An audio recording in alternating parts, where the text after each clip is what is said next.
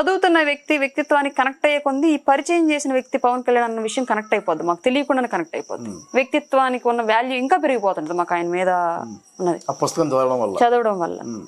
అట్లాంటిది ఆయన మాకు సజెస్ట్ చేయగలిగాడు అంటే ఆయనలో ఆ మార్పు ఉంది, మాలో ఆ మార్పు తేవాలనుకుంటున్నాడు, దానికి ఇదే రీజన్ కాబట్టే కదా అన్న ఫీలింగ్ వస్తుంది ఆటోమేటిక్. అట్లాగా కొంచెం భాష మాస్ లాంగ్వేజ్ కాకుండా, క్లాస్ లాంగ్వేజ్ కాకుండా నాలాంటి మీలాంటి సామాన్యులకు రీచ్ అయ్యే లాంగ్వేజ్ మిక్స్ చేసి మాట్లాడతాను. దానివల్ల అదే ఇప్పుడు బాగా కనెక్ట్ అయింది, జనాలకు కనెక్ట్ అయింది. జనసేన పార్టీలో ఎవరైనా మహిళా అభ్యర్థి ఉన్నారంటే ఇంకోటి ఏంటంటే ఓటు విన్నింగ్ ని, సొసైటీ యొక్క లైఫ్ ని డిసైడ్ చేసేది సామాన్యుడే ఓటు ద్వారా. రాజకీయాలు ఆ లైఫ్ లో ఏ విధంగా ఎఫెక్ట్ చేస్తున్నాయి మనం చెప్పగలగాలి. అతను ఇన్ని కోట్లు తిన్నాడు, ఇతను ఇంత అవినీతి చేశాడు అంటే సామాన్యుడికి ఎక్కదు. తిన్నాడా, ఈడుంటే తిన్నాడు, వాడు వచ్చినా తింటాడు కదా, మాదేముంది, మాకు ఈ పని తప్పదు, ఈ చాకరీ తప్పదు అంటారు. ఇదే అంటారు యాజ్ ఇట్ ఈజ్ గా.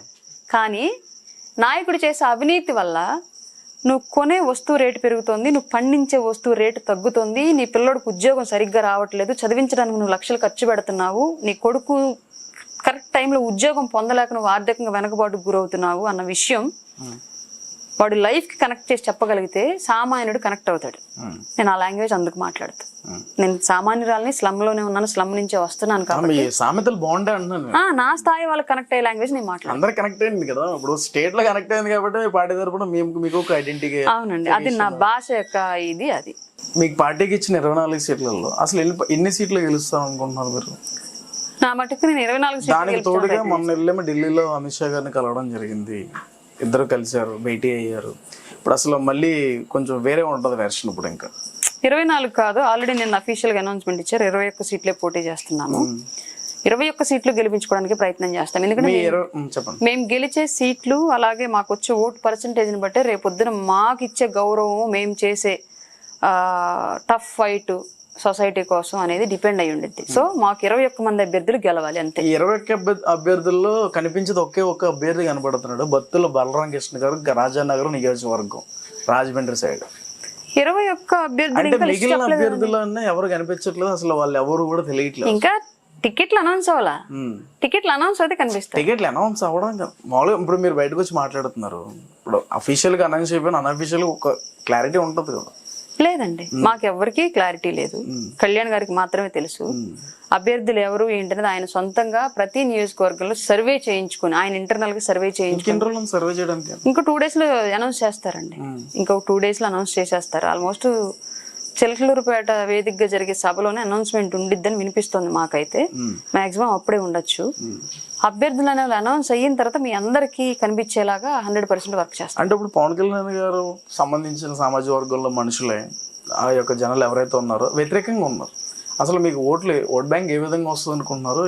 ఎవరు ఏ విధంగా వేస్తారు అనుకుంటున్నారు? నాకు పదవులు ఆశించే నాయకులు వ్యతిరేకంగా ఉన్నారేమో కానీ మార్పు ఆశించి కళ్యాణ్ గారు అంటే నిలబడ్డ ఏ ఒక్క ఆ సామాజిక వర్గానికి చెందిన వ్యక్తి వాళ్ళు నెగిటివ్ గా లేడు. పైగా ఇక్కడ ఇంకొక మంచి ఏం జరిగిందంటే, మాకు ఇన్నాళ్ళు ముసుగులో ఉన్న వాళ్ళు ముసుగులు తీసేశారు. కమ్యూనిటీ బేస్ మీద ముసుగులో ఉండి యువతని తప్పుదారి పట్టిస్తూ, రాజకీయాలను తప్పుదారి పట్టిస్తూ వ్యవహరించిన వ్యక్తులు ఇవాళ ఆ ముసుగు పోయింది, తొలగిపోయింది. ఇప్పుడు ఆ సామాజిక వర్గానికి ఓవరాల్ గా అసలు రాష్ట్రంలో అన్ని సామాజిక వర్గాలకి, యువతకి, మహిళలకు ఒక క్లారిటీ వచ్చింది. పవన్ కళ్యాణ్ అనే వ్యక్తి ఎంత ముందస్తుగా ఆలోచిస్తాడు, ఏదైనా ఎంత స్ట్రాంగ్ గా తీసుకుంటాడు నిర్ణయం, ఎంత ఖచ్చితంగా తీసుకుంటాడు నిర్ణయం అని ఒక క్లారిటీ వచ్చింది. అసలు మీ పార్టీ మేనిఫెస్టో ఏంటి? అసలు మేనిఫెస్టో అనేది ఇప్పటి వరకు మీకు మొన్న ఆల్రెడీ కొన్ని మా సింగిల్ గా మేము వెళ్ళినప్పుడు చెప్పాము మీకు. షణ్ముఖ వ్యూహం అనేది ఆల్రెడీ మేము చెప్పాము బయటకి క్లియర్ గా. ఇప్పుడు మిక్స్డ్ మేనిఫెస్టో రావాలి. ఇప్పుడు అన్ని పురాణాలు రామాయణాల పేర్లు పెట్టడానికి రీజన్ అండి. మీరు ఏదో షణ్ముఖ ఏదో అన్నారు. ఇప్పుడు షణ్ముఖ వ్యూహం అంటే 6 ముఖాలు అని అర్థం అండి.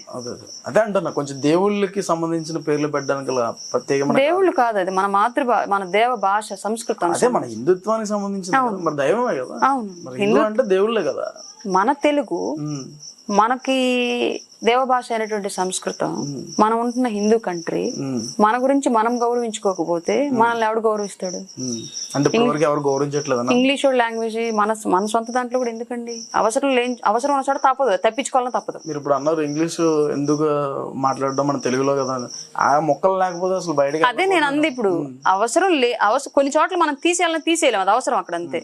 తీయగలిగే చోట మన భాషకు మనం గౌరవించుకుంటే తప్పే ఉంది. అంటే కొన్ని స్టేట్ లో చూసుకుంటే ఇంగ్లీష్ ఎక్కడ కనిపించే బోర్డులు అన్న వాళ్ళ ఒక మదర్ టంగ్ బోర్డులే ఉంటాయి, మన తెలుగులో మాత్రం ఇంగ్లీష్ ఉండదు.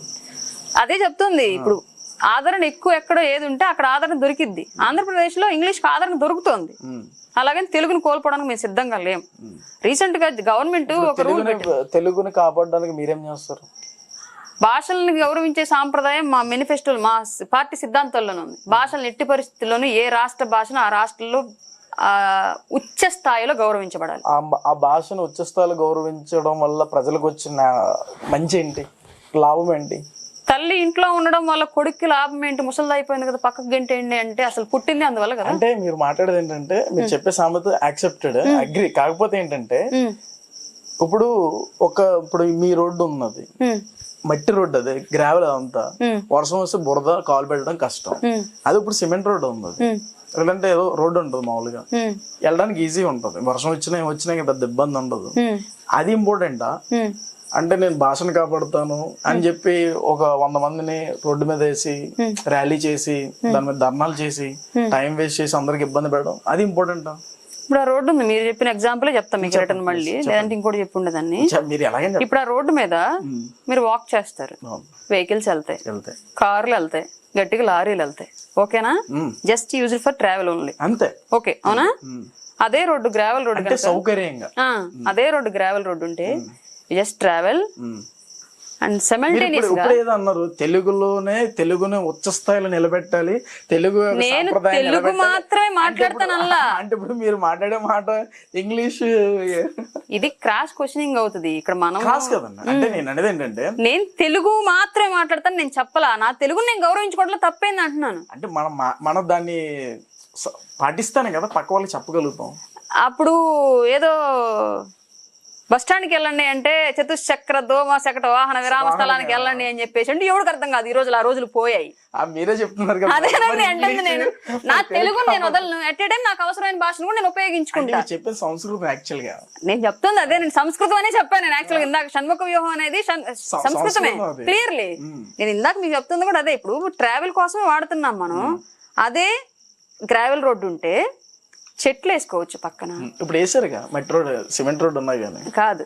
అక్కడ చూడండి, అక్కడ బయట ఉన్నది చెట్టు వేసాక సిమెంట్ రోడ్ వేసారు. నేను చెట్టు వేసాక సిమెంట్ రోడ్ వేసారు. నేను కొట్టనేవ్వలేదు ఆ రోజు, దాన్ని అలాగే ఉంచండి అని చెప్పాను. సో అది కింద ఆల్రెడీ ఏర్లు ఉన్నాయి కాబట్టి మట్టిలో దాన్ని ఏం చేయలేకపోయారు. బట్ ఇప్పుడు సిమెంట్ రోడ్ మీద నేను మొక్కేలేనుగా, ఎవడే లేడు.